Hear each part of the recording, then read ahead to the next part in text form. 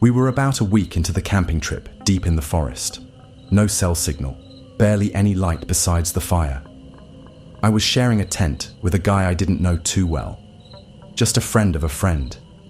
He snored a bit and sometimes talked in his sleep, but it wasn't a big deal.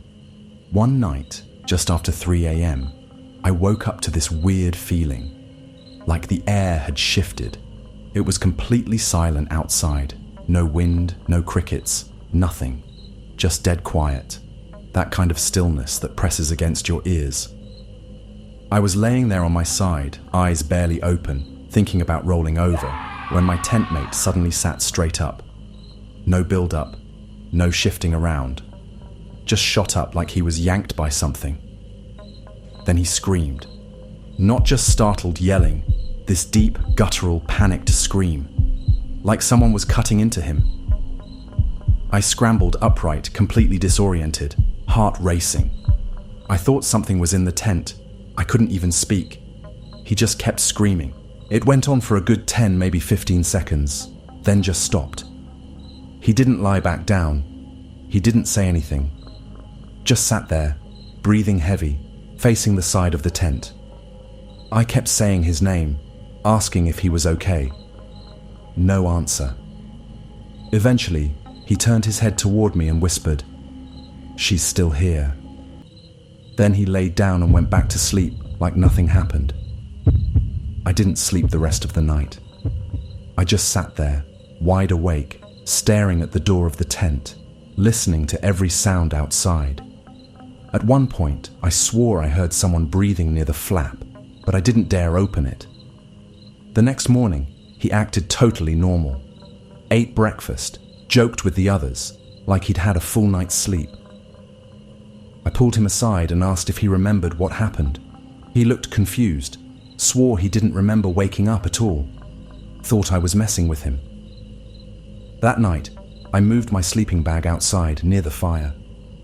But I still remember how he looked when he turned to me. His eyes were open, but I don't think he was really awake, and I still don't know who she was. We drove out into the desert to stargaze one night. I'd been to that exact spot the day before, and it was perfect. Quiet, clear skies, no one around for miles. But this time, the second we stepped out of the car, something felt off. I couldn't explain it, just this low, sinking feeling in my chest. My friend went around to grab a blanket from the trunk, and I stood there staring at the empty land, feeling like I was being watched. We set up a few feet from the car, but I couldn't settle. It wasn't cold, but I was shivering. My stomach was tight. I kept glancing around, trying to figure out what was wrong. There were no animals, no wind, no sound at all. I started quietly rehearsing how fast I could get to the driver's seat and take off if we had to. Then something small happened, but it made my skin crawl. The empty glass bottle I'd set on the ground tipped over on its own. Just fell.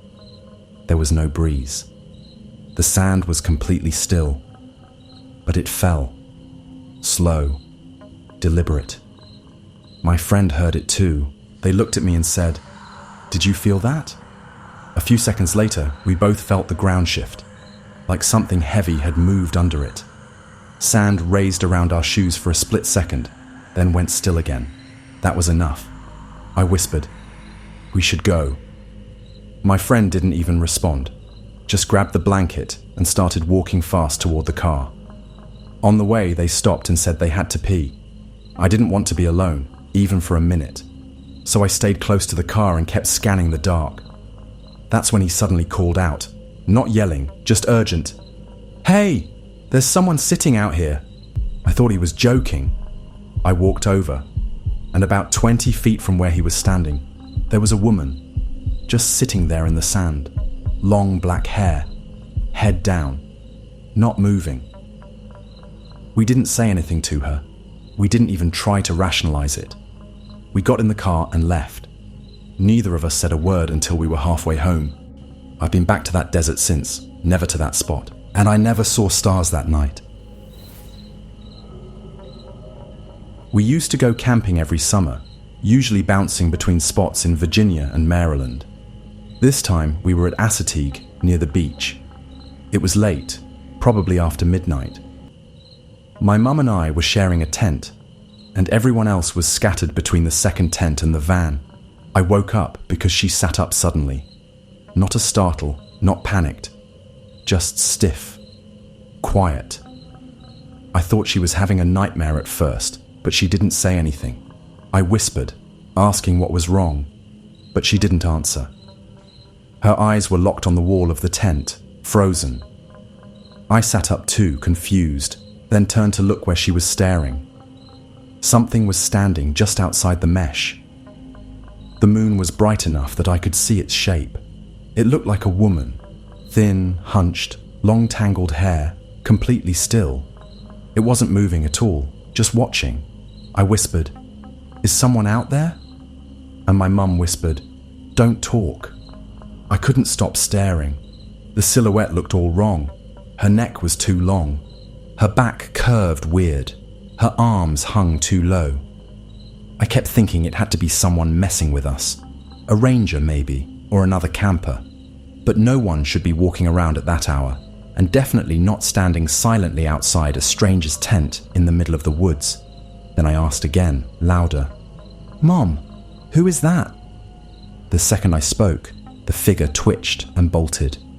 Not ran, bolted. 4 legs, hooves, wild hair whipping back.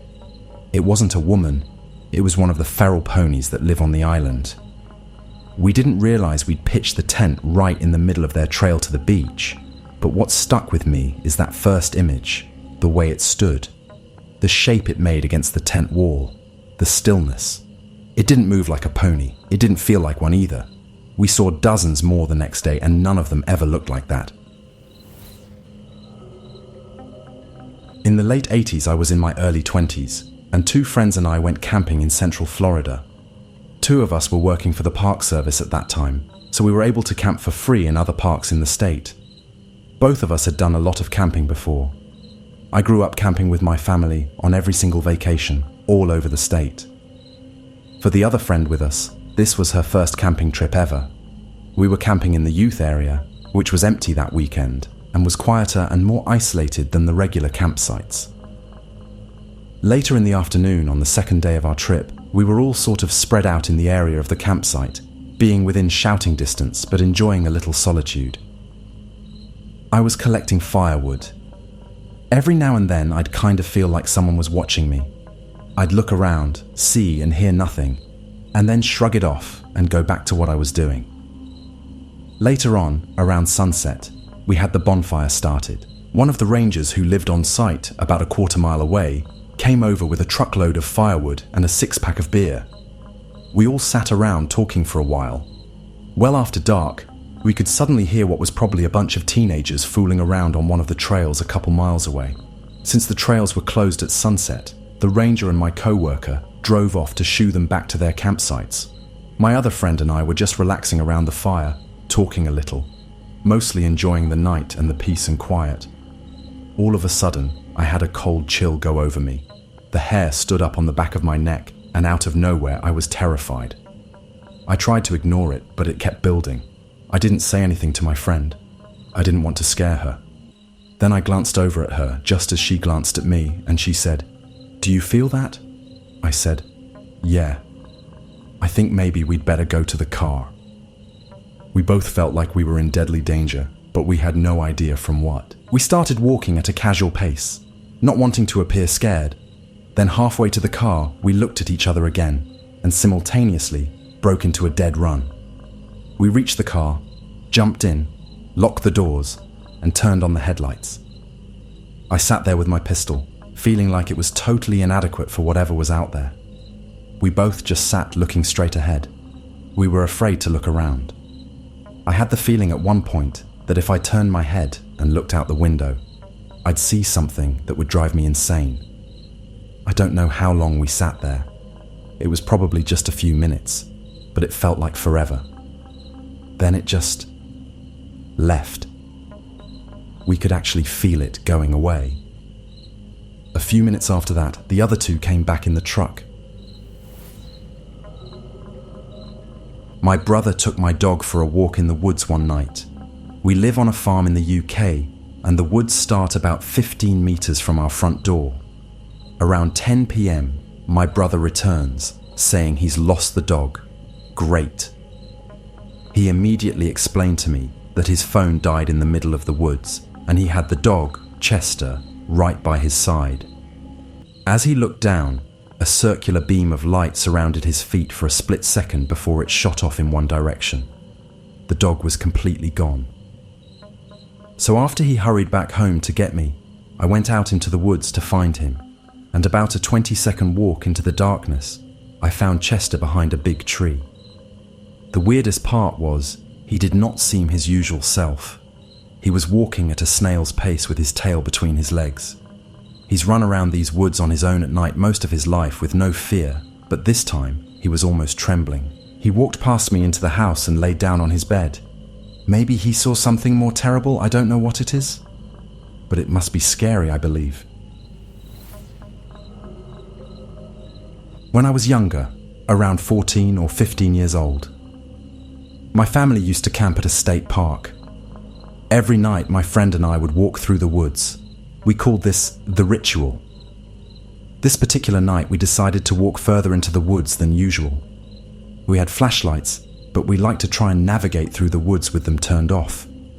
We were about half a mile from the nearest campsite when we heard soft whispering behind us. Obviously, we hit the flashlights and spun around. Didn't see anything, so we kept walking, and we heard it again. This time we stop and look around a bit before we decide to head back to our campsite. Then we see what's whispering. It's a lady crawling on the ground whispering just random words. She was wearing dark clothes and was covered in dirt. When she sees that we notice her, she stands up and declares that she is looking for her campsite. We ended up walking her back to the campground and tried helping her find her group. Turns out she was just super drunk, high, and got lost trying to find a bathroom. Her friends didn't even notice she was missing, and if we didn't go that far into the woods, she would have been lost all night. It was pretty creepy. I was camping in a valley by myself, with no cell service. I stayed late on a trail and ran into a nice local dude as it was getting dark. He showed me a local camping spot close to the road and the river, but camouflaged. I had a fire, drank beer, and listened to my friend's comedy podcast. I was loud and visible. Because it was dark already, I decided to sleep in the back of my truck under my topper next to all of my gear, as opposed to setting up my tent. The next morning, I made a fire, cracked a beer, and started making breakfast. Then I noticed that there is a man at the edge of my camp. He comes closer, but never looks directly at me. This dude looks homeless, has a long, ratty beard, and has at least 100 plastic grocery bags tied all over his clothes. I comment about how nice the day is. No response from him. I offer him breakfast. Nothing. He sort of paces around the perimeter of my camp. I offer him a beer, but he just turns around. The dude is just standing there with his back to me, wandering around. I'm realizing that there aren't going to be any good happenings. I had my bear spray and buck knife super close. I give him an ultimatum. Motherfucker, you are either going to acknowledge me or leave immediately. He ignores me. I grab the bear mace and walk a few steps towards him. He sulked away, and I threw my shit in my truck and left that place right quick. I wonder if he had watched me during the night, and I thank my laziness for staying in my truck instead of a tent. I work as a counselor at a summer camp in Southern California. The place is very out in the woods, so we get all sorts of animals wandering through, from deer and foxes to coyotes howling in the distance, to a mountain lion that's been spotted in the area. The camp also occasionally has a spiritual, haunted vibe. There are a couple of creepy and weird spots, some things in the area that we think show the place has been inhabited in the past, ghost stories, etc. One night after putting my kids to bed, I was standing outside our cabin, talking to another counselor, when my friend Sadie came running by with her entire teenage girls' cabin. Maybe 12 of them, all dressed in black and freaking the fuck out. She screams at me that she thought they heard a ghost, and once her kids were asleep, she'd meet me back here to explain and investigate. Sadie is normally the level-headed type not to freak out easily, so this really caught my attention. She meets me back by my cabin maybe 30 minutes later and explains what was going on. She took her campers on a night hike and had them all dress up in black and pretend to be ninjas. All was fun until on their way back, they passed a particularly dark part of the trail when they heard off in the distance, just beyond the tree line, what sounded like a faint help from a small child. But each time they heard it, it got more and more distorted until it no longer sounded human, yet still sounded like a child yelling help in the distance. Naturally, they freaked the fuck out and ran. I and Sadie decide to be good counselors and go investigate the sound of a small child yelling, "Help." As we walk over to the area of the trail, we hear it. It didn't sound like a small child anymore. It sounded like a demon screeching out its best impression of a child. And it didn't sound like it was coming from any point source, but more like it was coming from an entire mountainside. We booked it back to the safety of the main part of camp, where we told this story to anyone who would listen. The next day, the camp director had a meeting where they told us to tell our campers not to freak out at the sound of bobcats in the forest. They are harmless, but do make a high-pitched yelping sound at night. Our friends wouldn't let us live that one down all summer. I was out walking around the bush hunting for upland birds. I walked through a bit of a valley as a shortcut to get to another area when I came across a guy standing on the trail with an AR-15 at the ready position. Instantly, the hairs on the back of my neck stood up, instinctively knowing this wasn't a place I wanted to be, trying my best to stay calm. "Hey, just out bird hunting. How are you doing?" "Fine." Long pause. "I'm hunting deer." Deer season wasn't open. AR-15s are not legal for deer, and he wasn't dressed for deer hunting. As a matter of fact, he looked homeless, hadn't changed his clothes or bathed or shaved in several days, obviously, and looked emaciated. Think of the scariest 50-year-old meth addict you can think of, and put an AR-15 in his hands, and you're probably close. "Do you know the best way for me to go to find some birds?" "Well, I imagine you might find some back the way you came." His voice got noticeably sharper with the "back the way you came," and I obviously took the hint. I don't know if there was a meth lab or what just down the trail, but I was certainly happy to leave.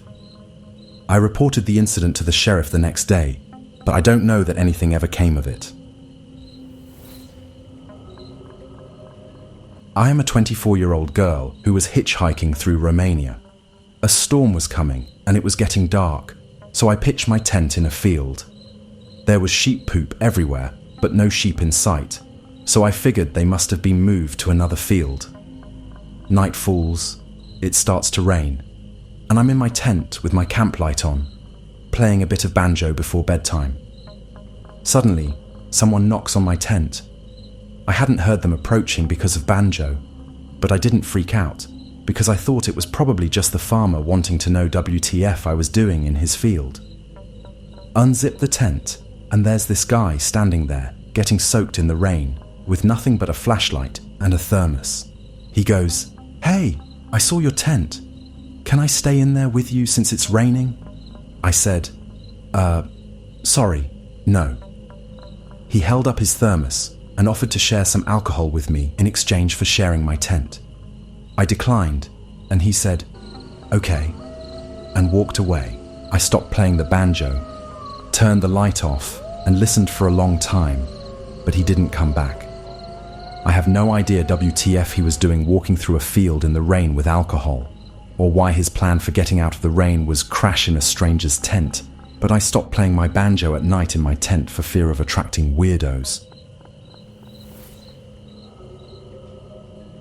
I used to camp all the time when I was a kid, but I moved away from the mountains for a while. This was my first camping trip in over 10 years, and I was solo. It was a long drive to my destination, and I had gotten a late start, so I pulled off on a national forest back road to camp for the night. It was twilight, and I was getting ready to sleep in the truck, stuffing my sleeping bag and air mattress in the back of the cab, when I noticed that the woods were dead quiet. Not a bird, not a squirrel. I was well off any main roads. I didn't think too much of it until I heard a Stellar's J alarm call. Corvids, jays, crows, and ravens, will alert to predators. I look up just in time to see a shape pass between two trees way too close for comfort.